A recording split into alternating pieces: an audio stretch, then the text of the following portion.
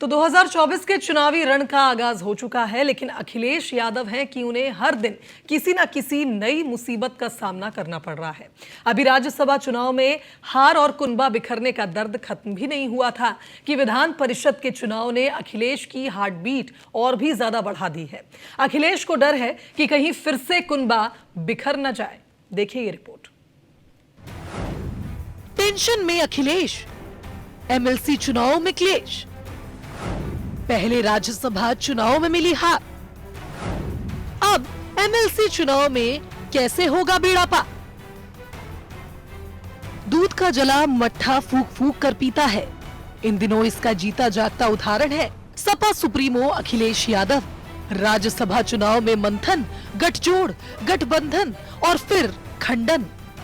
अखिलेश के साथ एक साथ ये सब क्या हुआ? उन्होंने बिना लड़े ही अब विधान परिषद के चुनाव में हथियार डाल दिया है। अपनों के दगाबाज होते ही अखिलेश का विश्वास इस कदर हिला हुआ है कि आजकल वो अपनी परछाई पर भी विश्वास नहीं कर पा रहे।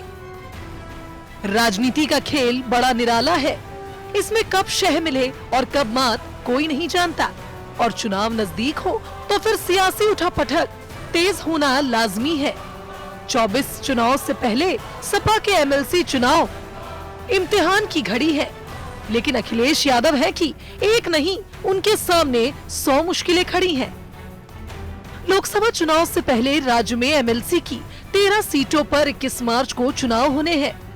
सपा और बीजेपी दोनों ही दल इसकी तैयारियों में जुटे हैं। सपा ने अपने 3 उम्मीदवारों का ऐलान कर दिया और पार्टी ने अतिरिक्त कैंडिडेट उतारने से इनकार किया है, क्योंकि सपा को क्रॉस वोटिंग का खतरा मंडरा रहा है। एक एमएलसी सीट के लिए बहुमत का आंकड़ा 29 विधायक वोटों का है। सपा एक अतिरिक्त कैंडिडेट उतारती है तो 6 और विधायकों की जरूरत होगी। कांग्रेस और सपा के कुल 110 विधायकों का वोट है। गठबंधन के पास 3 उम्मीदवारों की जीत के लिए पर्याप्त बहुमत है। अतिरिक्त उम्मीदवार उतारने पर मुश्किल होगी।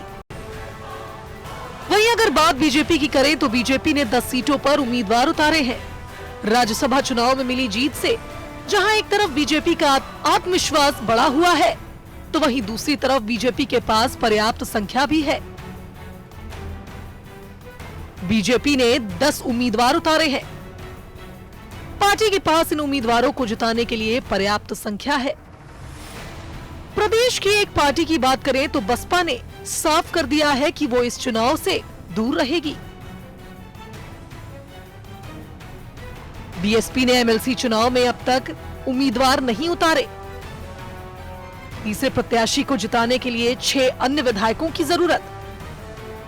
सहयोगी दलों को मिलाकर एनडीए के पास 286 विधायक। 10 उम्मीदवारों की जीत के लिए 290 विधायकों की जरूरत।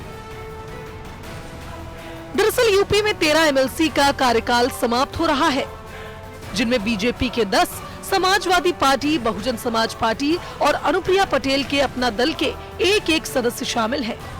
अगर सपा बीजेपी के तमाम उम्मीदवार जीतते हैं तो बीएसपी का हाथ खाली रहने वाला है। वहीं अखिलेश यादव का डर और हाल में मिली हार कहीं न कहीं बीजेपी की डगर को आसान कर रही है।